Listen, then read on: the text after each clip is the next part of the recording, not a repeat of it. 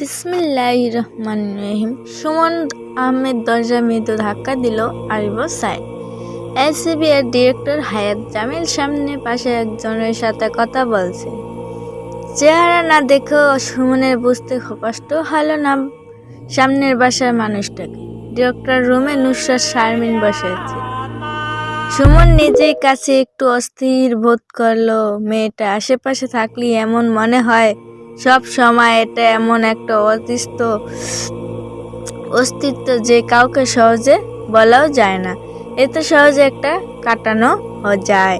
হয়তো জামিল হাসি মুখে বলল, এসো, তোমার জন্যই অপেক্ষা করছি, এসো। সুমন মনে ভেতরে আর একটু দ্বিধা নিয়ে ঘরের ভেতর ঢুকে পড়ল। তারপর নুসরাতের পাশের চেয়ারে বসে পড়ল। কোনো কথা না বললে বসা পর্যন্ত একেবারে তাকায়নি মেয়েটার দিকে। খুব ভালো করেই জানে তাকালে অদৃষ্টটা আরো বেড়ে যাবে। মেয়েটার চোখে অন্য কিছু একটা আছে। প্রথমে যেদিন মেয়েটা এসিবিতে যোগ দিয়েছেন সেদিন থেকেই সুমন ব্যাপারটা জানে। সেদিন থেকেই সুমনের অদৃষ্ট অস্তিত্ব শুরু। চেয়ারে বসে বসে থাকতে আরেকবার চারিদিকে তাকালে ভালো করে। এর আগেও অনেকবার এসেছে এখানে, কিন্তু আজকে অন্যরকম লাগছে।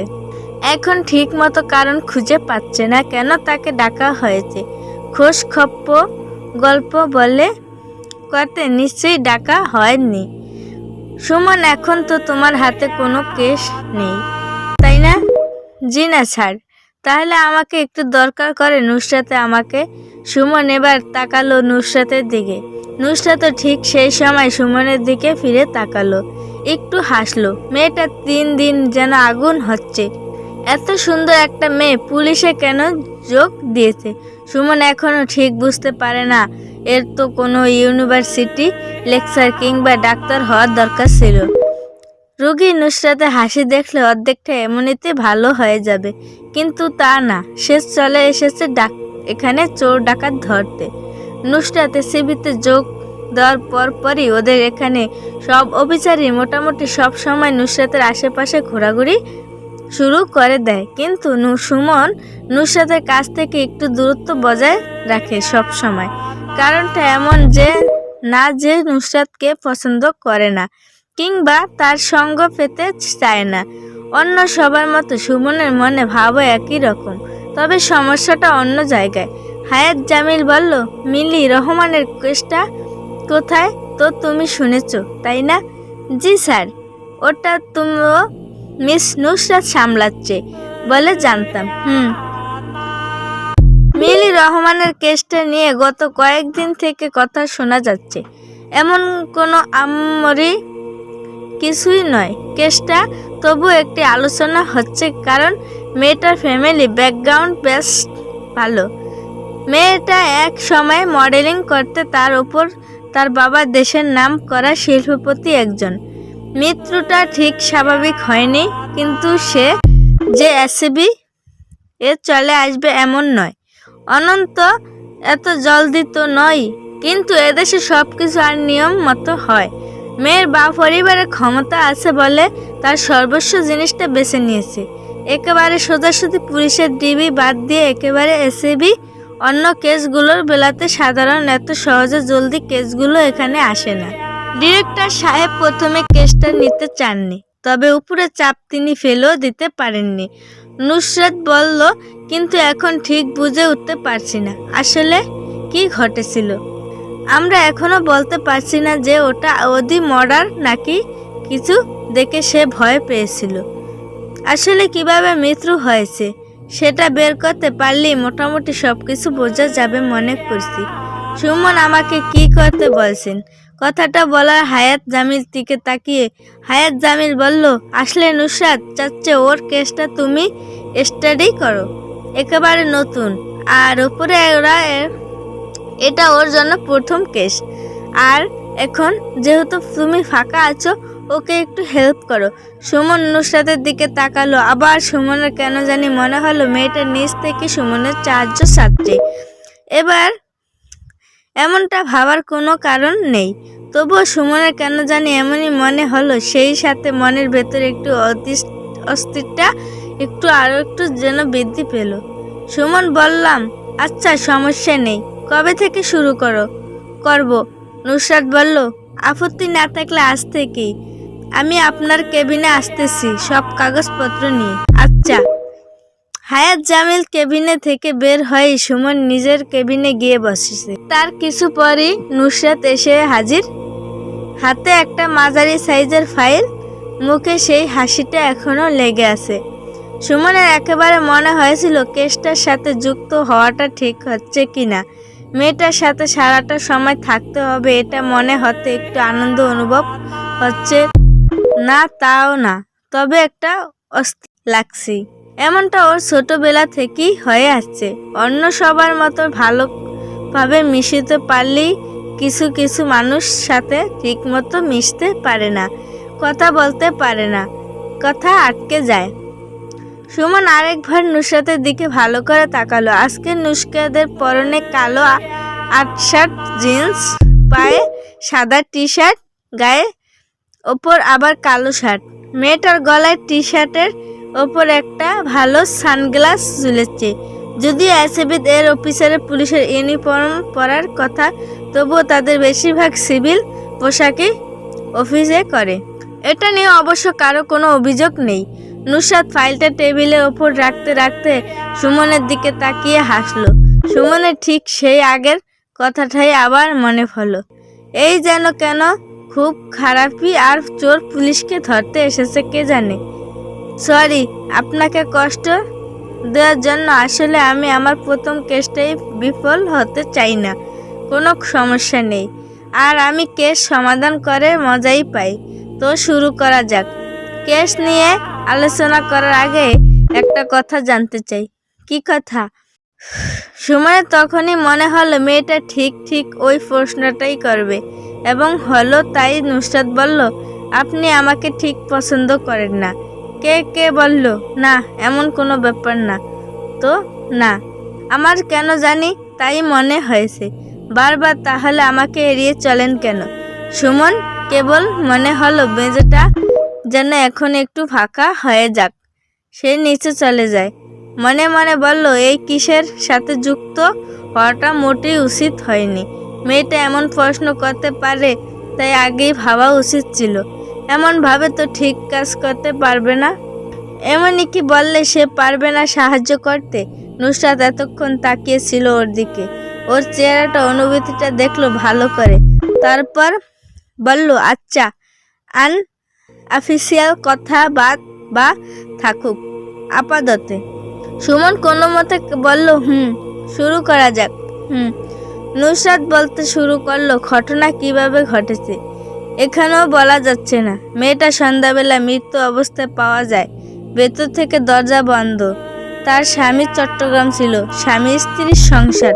ওরা দুইজনই থাকতো ফ্ল্যাটে। একটা ছোট বুয়া আসতো দুবেলা। ছোটবেলায় বুয়া তাকে জীবিত দেখে গেছে। ইনফ্যাক্ট বুয়া চলে যাওয়ার পর ইন্টারকমে অ্যাডফ্রেন্ডের কেয়ারটেকার সাথে কথা হয়েছে। পরে সন্ধ্যাবেলা যখন বুয়া আবার আসে, তখন অনেকবার দরজা ধাক্কানোর পরও যখন মিলি দরজা খুলছিল না, তখন বুয়া প্রথমে অ্যাপার্টমেন্টের দারোয়ান এবং ম্যানেজারকে ডাক দেয়। তারপর দরজার মাস্টার কি দিয়ে ভেতরে ঢোকা হয়। কয়েকবার ডাক দেওয়ার পরও কারো সাড়া পাওয়া না গেলে ভেতরে ঢুকে খোঁজ করা হয়। পরে দেখা যায় সোফার ঘরের দরজা বন্ধ ভেতর থেকে। সেটা অবশ্য মাস্টারকে দিয়ে খোলা যায়নি, সেটা ভাঙতে হয়েছে। পুলিশ লক্ষ্য করে দেখছে শোবার ঘরের দরজা কি হলে একটা চাবি ভাঙা অবস্থায় ছিল, আর চাবির গোছাটার নিচে পড়ে ছিল। বোঝা যায় সে তাড়াহুড়া করে দরজা খুলতে গিয়ে ভুল চাবি ঢুকিয়ে সেটা মোচড় দিতেই চাবি ভেঙে ভেতরে ঢুকে গেছে। আমি এখন বুঝতে পারিনি যে কি এত তাড়াহুড়া ছিল, যে এত দিনের পরিচিত চাবি ভুলভাবে ঢুকানো হলো। একটানে এতগুলো কথায় বলে নুসরাত থামলো। তারপর ফাইল থেকে বেশ কিছু ছবি বাড়িয়ে দিল সুমনের দিকে। ঘটনার পরে সুপার ঘরের বিভিন্ন জায়গার ছবি। ঘরটা বেশ বড় হলো। আবাসপত্র বলতে কেবল একটা খাট বা ড্রেসিং টেবিল, একটা ওয়াল আলমারি, ডোর, খোলা অবস্থায় পড়ে আছে। সেখানে মেয়েদের জামাকাপড় সাজানো অবস্থায় দেখা যাচ্ছে। বোঝা যাচ্ছে এটা কেবল মিলির ব্যবহারই করত। সেখানে কেবল মেয়েদের কাপড়ই সাজানো রয়েছে। সুমন এতক্ষণ চুপ করে শুনেছিল নুসরাতের কথা। আসলে নিজেকে সামলে নিচ্ছিল। মেয়েটাকে ওকে এভাবে আক্রমণ করতে ভাবতে পারে নি। অবশ্য নুসরাতকে এড়িয়ে যাওয়ার ব্যাপারটা অনেকই চোখে পড়েছে। নুসরাতের নিজেও চোখে পড়াই কথা। আমি ভাবছিলাম যে এরপর থেকে কেসগুলো যদি আমরা একসাথে সলভ করি, মানে এখানে অন্য ঠিক যেভাবে দুজন মিলে কাজ করে সেভাবে, তাহলে আমিও শিখতে পারলাম আর আপনার কিছুটা সাহায্য হলো। কি বলেন? সুমন একা একা কাজ করতে ভালোবাসলো। নুসরাতের কাছ থেকে এমনটা একটা প্রস্তাব পেয়ে সে যেন খুশি হলো। কিছু না বলে কেবল হাসলো। মনে মনে বলল, অদৃষ্টটা মনে এবার কেটে যাবে। মনোযোগ আবারও ছবির দিকে দিল। খোলা ডোরটার দিকে আর একটু ভালো করে তাকালো। মনে হচ্ছে যা ঘটেছে সেটা মোটামুটি এখানে ওলা আলমারির একটা কপাট পুরোপুরি খোলা। সেখান থেকে মেয়েটার কিছু পোশাক স্পষ্ট দেখা যাচ্ছে। অন্যদিকে পাশের কাপড়টা একটু আধা খোলা। তার গায়ে দুইটা বেশ বড় সাইজের টিকটিকি ঝুলিয়ে আছে। অন্য ছবিগুলো থেকেও তেমন কিছু আর চোখে পড়ল না। নুসরাত আবারও বলতে শুরু করলো, কোনো শরীরে আঘাতের চিহ্ন নেই, কোনো কিছুই নেই, কেবল চোখে মুখে ভয়ের একটা ছাপ আছে। এমন একটা ভাব যেন খুব ভয়ের কিছুই দেখেছে সে। আমার ডাক্তারি রিপোর্ট বলছে মারা গেছে বেলা 1টা থেকে 3টার ভেতর। নর্মাল হার্ট পাইল করা গেছে, কিন্তু সেটা হয়েছে সম্ভবত কোনো কিছুর ভয়। এখন প্রশ্ন হচ্ছে কিসের ভয়? দিনের বেলা একটা মেয়ে কি দেখে ভয় পেতে পারে? সে একেবারে হার্ট ফেল করে মারা যাবে। আমার আসলে একটা জিনিসটা ঠিক মতো ভালো করে ঠেকেছে না। কিছু একটা অস্বাভাবিক এই কেসের ভেতর আছে। সুমন ততক্ষণ নিজের ভালো ভাবির সামনে নিয়ে আরো একটা সময় ছবির দিকে, ডাক্তারি রিপোর্ট দিকে তাকিয়ে রইল। কিছু একটা ভাবছে মনে মনে আপদ দৃষ্টিতে। কোনোভাবেই এটা মার্ডার কেস মনে হচ্ছে না, কোনো দুর্ঘটনা মনে হচ্ছে না, কিন্তু ওর নিজে থেকে একই মন হলো। তবুও বলল, তেমন কিছু বোঝা যাচ্ছে না, মনে হচ্ছে দুর্ঘটনাই। কিন্তু কি দেখে ভয় পেয়েছে বলেন? এত বড় একটা মেয়ে এভাবে ভয় পেয়ে মারা যাবে? ওর পরিবার মানে স্বামীর কাছ থেকে কি জানি গেল। স্বামী বলেছে মিলির নাকি খুব ভূতুরে ভয় ছিল। ওই রাতে প্রায় ভূত ভয় পেত। এই জন্য রাতে ওকে একা কোথায় রেখে যেত না সে। ব্যবসার কাজে বাইরে গেলেও মিলির ভাষায় কেউ এসে থাকতো। আর কিছু ফিঙ্গারপ্রিন্ট পরিচিত লোকজন ছাড়া আর কারো ছাপ পাওয়া যায়নি। সুমন বলল, স্বামীর কি আগের কোনো সমস্যা কিংবা কোনো পারিবারিক গন্ডগোল এমন কিছু খুঁজে পাওয়া যায়নি?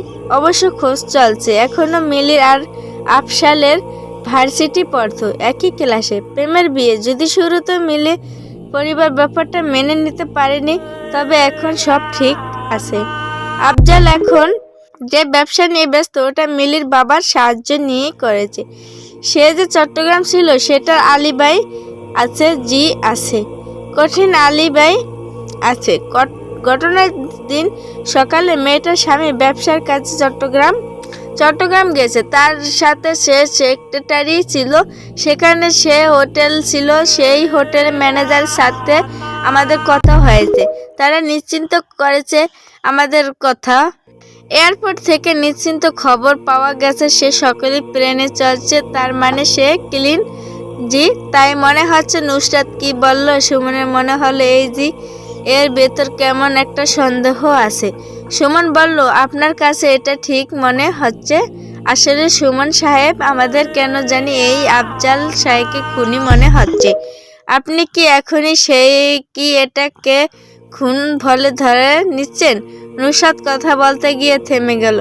আসলে সেই মনে মনে ধরতে নিয়েছিল যে এটা আসলেই একটা খুন। ছোটবেলা থেকে ডিকটবি পড়ে গল্প পড়তে নুসরাত বড় হয়েছে। রহস্য তার খুব ভালো লাগে। হয়তো ভেবে বসেছে সে গল্পের মতো বাস্তবের প্রত্যেকটা মৃত্যুর পেছনে কোনো না কোনো রহস্য লুকিয়ে আছে। সুমন কোনো কথা না বলে নুসরাতের দিকে তাকিয়ে রইল। মেয়েটার অভিজ্ঞতা কম, তার ওপর প্রথম কেস, এমনটা মনে হতে পারে, অথচ দেখা যাবে ঘটনা আসলে তেমন কিছুই না। মেয়েটা আসলে এমন কিছু দেখে ভয় পেয়েছে, তারপর মারা গেছে।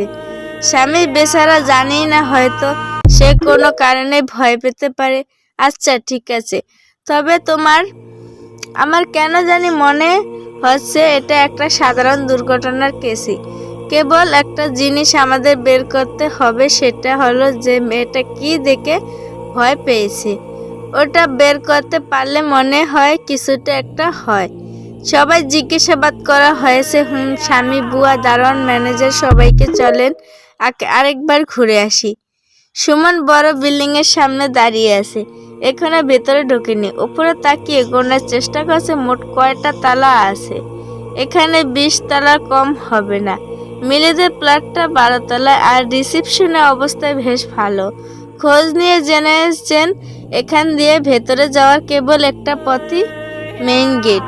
অন্যদিকে দিয়ে 12টা তলার ওপর হলো খুনি কে স্পাইডম্যান হতে হবে। নুসরাত একটা জনকে জিজ্ঞেস সাথে নিয়ে এলো। সুমন সাহেব, এই হচ্ছে মঞ্জুর, এর সাথে মিলির সর্বশেষ কথা হয়েছে। সুমন মঞ্জুরের দিকে তাকিয়ে বলল, কখন ফোন দিয়েছিল? মঞ্জুর কেমন একটু ভীত মনে হলো। সম্ভবত আরও আগে তাকে জেরা করা হয়েছে, এবং সেটা বেশ ভালোভাবেই করা হয়েছে। চোখে মুখে একটা ভীত দেখা গেল। স্যার, এই বেলা 11টার দিকে। কি বলেছিল ফোন করে? বলেছিল তার শোবার ঘরের লোকটা কাজ করছে না, ওটা বদলাতে হবে। সুমন একটু সময় মঞ্জুরের দিকে তাকিয়ে থেকে বলল, তুমি কি বললে? বলে আসছিলাম যে বিকেলে গিয়ে দেখে আসব। এর আগে যাওয়া যায় নাই তো? না স্যার। বিশ্বাস করেন স্যার, যাই নাই। সবাই কেবল এই কথাই আমাকে বলতেছে। আমার কথা বিশ্বাস না হইলে সিসিটিভি ফুটেজ আছে, সেখানে দেখেন স্যার। আচ্ছা ঠিক আছে। মঞ্জু চলে যেতে নুসরাত বলল, ওকে এর আগে আরেকবার একটু কঠিনভাবে জেরা করছিল কর্তব্যর পুলিশ। 2-1টা চড় মেরেছিল, তাই ভয় পেয়েছে। আচ্ছা চলো উপরে যাওয়া যাক, দেখা যাক আফজাল সাহেবে কি বলে। দরজায় কলিং বেল চাপতেই ভেতর থেকে দরজা খুলে গেল। সুমন ভেবেছিল একজন পুরুষকে দেখতে পাবে, কিন্তু তারা বদলে একটা মেয়ের দরজা খুলতে দিল। নুসরাত মেয়েটাকে চেনে। মেয়েটা আফজালের অফিসের কাজ করে, আফজালের সেক্রেটারি। মেয়েটার নাম নিনা। মেয়েটাও জিজ্ঞাসাবাদ করা হয়েছে নুসরাতকে দেখে। নিনার চোখে একটি সূক্ষ্ম ভয় এবং অস্থির ছায়া সমূহ, কিংবা নুসরাতের চোখ এড়ালো না। তাদের এখনো দেশে কে সে খুশি হয়নি, সেটা স্পষ্ট বোঝা গেল। নুসরাত বলল, আপনি এখানে? স্যার, খুব একা হয়ে আছেন তো, তাই ভাবলাম যে আপনার স্যার কোথায়? শুয়ে আছেন। সুমন মেয়েটার দিকে আরো ভালো করে তাকালো। নিনার চোখ সুমনের চোখে পড়তে সেটা সরিয়ে নিনার চোখ। সুমনের ঠোঁটে একটা সূক্ষ্ম হাসি দেখে দেখা যায় মুহূর্ত, কিন্তু সেটা মুছে ফেলল সাথে সাথেই। সুমন বলল, আচ্ছা সে শুয়ে থাকুক, আমরা কেবল শোবার ঘরটা আরেকবার দেখব। শোবার ঘরের দিকে এগিয়ে যেতেই পাশের ঘর থেকে 32-33 বছরের এক সুদর্শক যুবক বেরিয়ে এলো।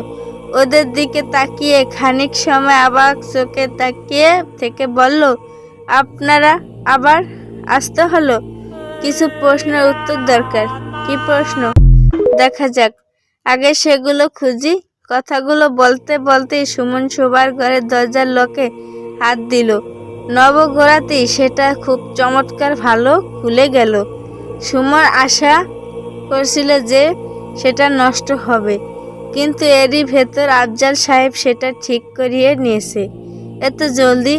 সুমন বলল, দরজার লকটা না নষ্ট ছিল? ঠিকই ছিল। কিভাবে? আফজাল একবার তাকালো সেটা সেক্রেটারির দিকে, তারপর তাকালো সুমনের দিকে। আজই ঠিক করেছি। ও কোথায় সেটা? কেন কোথায় সেটা? মঞ্জুর নিয়ে গেছে। অ্যাপার্টমেন্ট সব কিছু সেই দেখাশোনা করে। কিছু ঠিক করলে সে নষ্ট জিনিস নিয়ে যায়, গরিব মানুষ বিক্রি করে টুকটাক টাকা আয় করে। ও আচ্ছা। সুমন দরজা দিয়ে ভেতরে ঢুকলো। ঠিক তার পেছনে নুসরাত, সবার পেছনে আফজাল। নিনা এখন দরজার বাহিরে দাঁড়িয়ে আছে। সুমন এদিকে ওদিকে তাকাতে লাগলো, কিছু একটা খুঁজতে, এমন কোনো কিছু যেটা ঠিক স্বাভাবিক না।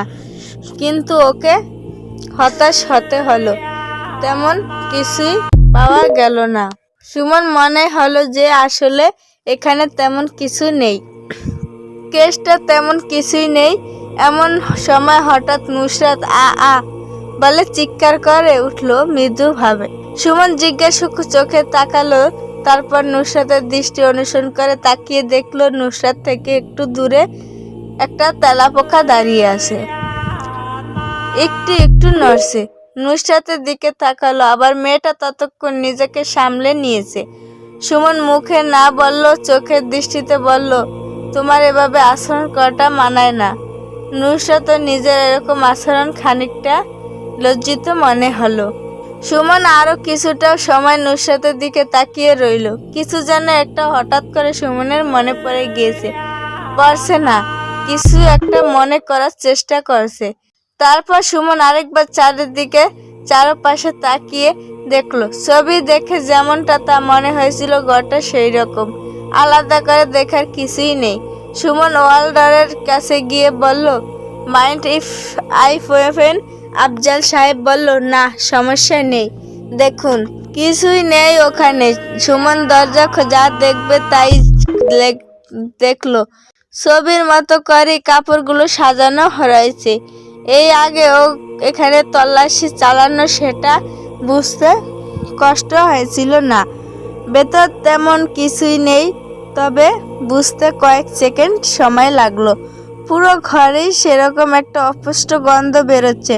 তারপর দরজা বন্ধ করে নিল। নুসরাতের দিকে তাকিয়ে বলল, মিস নুসরাত, চলুন, আমাদের যা দেখার হয়ে গেছে। নুসরাত ভেবেছিল সুমন আফজালকে কিছু প্রশ্ন করবে, কিন্তু কিছু প্রশ্ন না করতে একটু অবাক হলো। তবে নিজের মনে কাছে হলো ওইরকম ছেলে মানুষের আচরণ দেখে সুমন কিছুটা বিরক্ত হয় কিংবা বিব্রত হয়েছে, তাই কিছু না জানতে চেয়ে চলে যাচ্ছে। লিফটের দরজা খুলতে না খুলতে ভেতরে ঢুকে পড়লো টুপ করে নুসরাত তার পেছনে পেছনে ঢুকতে তাকালো সামনের দিকে, তারপর বলল, সরি। মানুষের অবাক হয়ে বললেন, কেন?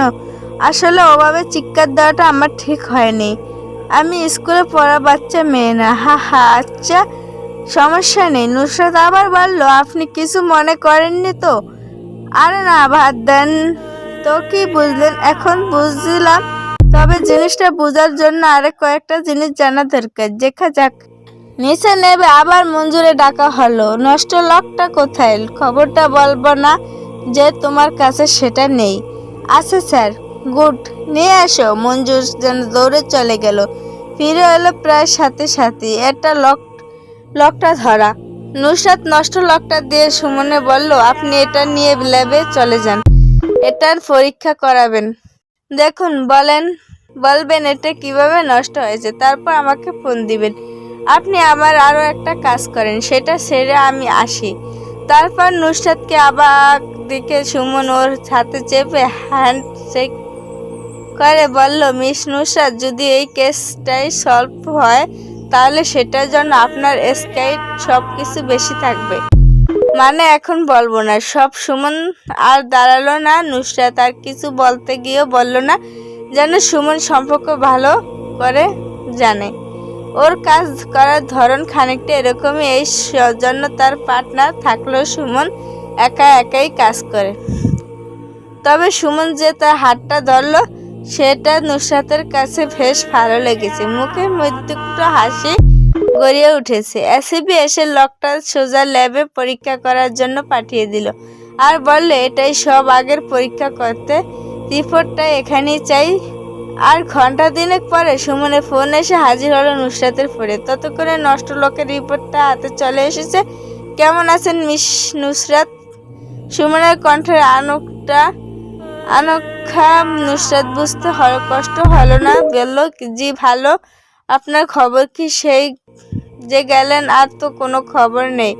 আছে খবর, দারুণ খবর। বলুন, আগে আপনি বলুন। লকটা হচ্ছে করে নষ্ট করা হয়েছে, তাই না? জি, আমি তাই ধরেছিলাম। একবার সুপারগুলো থেকে ভেতরে প্রবেশ করা হয়েছিল, সেটাই আস্তে আস্তে লকটা নষ্ট করে দেয়। যাক ভালো, এটা দুয়ে দুয়ে 4 মিলে গেল। মানে কি? আপনি সমাধান করে ফেলছেন মোটামুটি? বলুন, জলদি বলুন। আরে ধীরে ধীরে কন্যা, ধীরে ধীরে।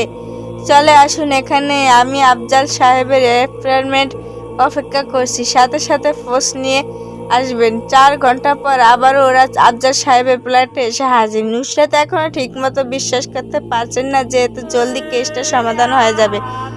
যদি যখন এখন ঠিক জানেন না, তাহলে আসলে কি হয়েছিল মিলির সাথে? মিলিকে কি আসলে হত্যা করা হয়েছিল সে বিষয়ে কোনো সন্দেহ নেই এখন। কিন্তু সেটা কিভাবে? সুমনের ঠিক সামনে সোফাতে আফজাল বসে আছে। যদিও নুসরাত পুলিশ ফোর্স নিয়ে এসেছে, তারা অপেক্ষা করছে নিচে। সুমন একেবারে সরাসরি আফজালের চোখের দিকে তাকিয়ে বলল, তাহলে মিলিকে হঠাৎ কেন মারার দরকার পড়লো আপনার? সব কিছু তো ঠিক মতোই চলছিল। নুসরাত দেখলো আফজাল কথাটা শুনে চমকালো না।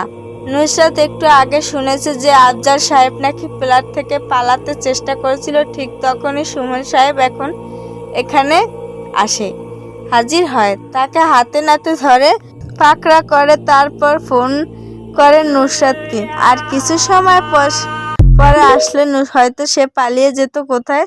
যদি কোনো অন্যায় না করবে তাহলে পালাবে কেন? সুমন বলল, আপনি বলবেন নাকি আমি বলবো? আপনি বউয়ের এন্ট্রামফোরমিয়াম ছিলেন, তাই না? নুসরাত বলল, আন্টোফোমিয়াম মানে যেটা পোকামাকড় দেখে ভয় পায়। বিশেষ কর্মে কিছু ক্ষুদ্র প্রাণী, সবার ভেতরে সেই রোগটা কম বেশি থাকে। কিছু করে কারো একেবারে বাড়ির পর্যায়ে থাকে। আমি আপনার কেন অফিসে পাঠিয়ে দিয়ে মিলিদের বাসায় গিয়েছিলাম। সেখান থেকে জানতে পারি যে মিলির কোনো ভূতের ভয় ছিল না। ও ভূতের বিশ্বাস করে না। ওর বোন বলল যে টিকটিকি তেলাপোকা খুব বেশি ভয় পেত। টিকটিকি থেকে কয়েকবার অজ্ঞান হয়েছে।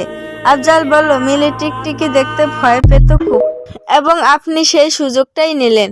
এখন প্ল্যান বানালেন যে ওকে খুন করার। প্ল্যানটা খুব সিম্পল। প্রথমে অনেক পরিমাণে টিকটিকি সংগ্রহ করলেন। আফজাল সাহেব সুমনের দিকে তাকিয়ে আবার নিচের দিকে তাকালো। সুমন বলল, আমি মঞ্জুরের কাছে শুনেছি কয়েক সপ্তাহ আগে আপনি ওকে বলছিলেন বেশ কিছু টিকটিকি আর তেলাপোকা জোগাড় করতে, তাই না? আবার আফজাল সাহেব কোনো কথা বলেন না। সুমন বলে, চললো। তারপর মঞ্জু আপনাকে সেগুলো জোগাড় করে দিল, সেটা লুকিয়ে রাখলেন আলমারিতে। এরপর থেকে গুলো ঠেলে দিয়ে চলে গেলেন চট্টগ্রাম। কেউ আপনাকে সন্দেহ করতে পারবে না। খুনের সময় আপনি এখানে ছিলেন না। কিছু সময় চুপচাপ করে আফজাল বলতে জানতে পারলাম সেদিন সেই শরীরটা খানিকটা খারাপ ছিল, কিন্তু একটা সময় ঠিকই ওয়ালা আলমারি খুলবে এবং সে ভয় পাবে। ওই ব্যাপারটা আমি জানতাম খুব ভালো করে। একবার ওর হাসপাতালে পর্যন্ত নিয়ে যেতে হয়েছিল। এই লাইনগুলো বলে আফজাল মাথা নিচু করে বসে রইল। নুসরা খানিকটা অবাক হয়ে বেকন তাকিয়ে রইল। ওর মাথায় এখনো ঠিক আসতেছে না কাউ এভাবে খুন করা যেতে পারে। এমন কিছু তোর মাথায় আসেনি? নুসরাত বলল, কেন মারলেন ওকে? কি এমন দরকার ছিল? আসলে ওর সাথে বনিবনা হচ্ছিল না। আমাদের মাঝে ভালোবাসাটা ছিল, যেটা অনেক আগেই শেষ হয়ে গেছিল। তাহলে ওকে ছেড়ে দিতে পারতেন। মেরে ফেলার দরকার কি ছিল? ওকে ডিভোর্স দিল, ওর বাবার ব্যবসাটা আমার হাতছাড়া হয়ে যেত। আমি আসলে তখন এই কথাটা টুকু বলতে বলতে আফজাল সাহেব হাত দিয়ে মুখ চেপে পুপিয়ে কেঁদে উঠলেন। আপনি না থাকলে আসলে এই আফজাল ঠিকই বেরিয়ে যেত। কিন্তু আসল কোর্ট বের করে আমি না। ওই দিন বিকেলে বেলা ওদের অফিসে ক্যান্টিনে বসে দুজনে কথা বলছে। সুমন সেই অস্থিরটা এখন আছে, তবে সেই সাথে ভালো লাগাটাও রয়েছে, কিন্তু মনে মনে ভয় করছে এই ভেবে যে নুসরাত আবার কোনো কথা বলবে। নুসরাত ঠিক মতো বুঝতে না পেরে বলবে, মানে আমি ঠিক বুঝলাম না। আরও আপনি একটা তখন ওই তেলাপোকা দেখে ভয় পেয়ে চিৎকার না করে উঠতেন, তাহলে ব্যাপারটা আমার মাথায় আসতোই না। আমি যখন আলমারির ভেতর উকি দিলাম সেখানে কয়েকটা টিকটিকি আর তেলাপোকা দেখতে পেয়েছিলাম। সেই নাতে নেফলিন একটা তীব্র গন্ধ ছিল, এটা আমি পুরো ঘরেই দেখেছি। ল্যাপথলিন গন্ধে তো তেলাপোকা টিকটিকি দূরে চলে যায়, তবু আলমারির ভেতরে এতগুলো দেখে খানিকটা সন্দেহ হলো। মনে হলো কেউ ওদের ইচ্ছে করে ওখানে দেখে গেছে। তারপর ব্যাপারটা আমাদের মাথায় ঘুরতে থাকলো। আসলে আফজাল সাহেব যদি সঠিক সময় ওই তেলাপোকার টিকটিকিগুলো সরিয়ে ফেলতো তাহলে হয়তো ধরা পড়তো না, কিন্তু অভিজ্ঞতা নেই ভেবেছিল এই টিকটিকি দেখে কেউ কিছু বুঝতে পারবে না। নুসরাত বলল, সত্যি সত্যি আপনার ছাড়া এই কেস সলভ হতো না। Thank you. আমি কি আপনাকে আরেকটা অনুরোধ করতে পারি? সুমন মনে হলো নুসরাত সেই কথাটা বলবে, আবার সেই অস্তিত্ব ফিরে আসছে সাথে সাথে। নুসরাত বলল, আমি ভাবছিলাম এরপর যে কেসগুলো যদি আমার একসাথে সলভ করি, মানে এখন অন্যরা ঠিক যেভাবে দুজন মিলে সলভ করে সেভাবে, তাহলে আমি কিছু শিখতে পারলাম আর আপনার কিছুটা সাহায্য হলো। কি বলেন? সুমন একা একা কাজ করতে ভালোবাসলো। নুসরাতের কাছ থেকে কিছু একটা প্রস্তাব পেয়ে যেন খুশি হলো। কিছু না বলে কেবল হাসলো, মনে মনে ফেললো অস্তিত্ব মনে